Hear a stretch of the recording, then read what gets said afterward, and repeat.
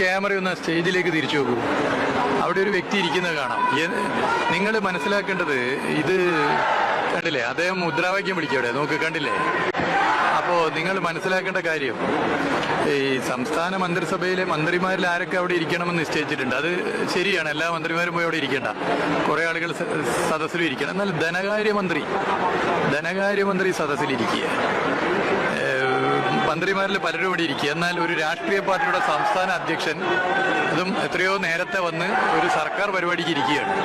ഇത് പ്രധാനമന്ത്രിയുടെ ഓഫീസ് നേരിട്ട് ഇടപെടുകയാണ്. ഇത് ജനാധിപത്യ വിരുദ്ധല്ലേ? ഇനി ഇരിക്കുന്ന ഇദ്ദേഹത്തിന് ഒരു മാന്യത കാണിക്കുക. ഇതൊക്കെ അല്പത്തരം. എന്നിട്ട് സ്റ്റേജിലിരുന്ന് മുദ്രാവാക്യം വിളിക്കുക. ഇത് മലയാളി പൊറുക്കില്ല, മലയാളി പൊറുക്കുന്ന നിലപാടല്ല.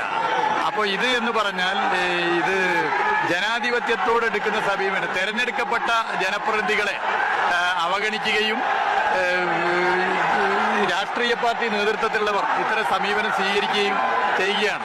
BJPയുടെ സംസ്ഥാന അധ്യക്ഷനാണ്. ഇന്ന് എല്ലാ രാഷ്ട്രീയ പാർട്ടിയിലുമുള്ള സംസ്ഥാന നേതൃത്വത്തെ അതുപോലെ വേദിയിൽ ഇരുത്തുന്ന ഒരു പരിപാടിയാണെങ്കിൽ മനസ്സിലാക്കാം. ഇതങ്ങനെയല്ലാതെ പ്രധാനമന്ത്രിയുടെ ഓഫീസ് നേരിട്ട് വിളിച്ചിരുത്തുന്നു, അദ്ദേഹം അവിടുന്ന് മുദ്രാവാക്യം വിളിച്ച് നേതൃത്വം കൊടുക്കുന്നു.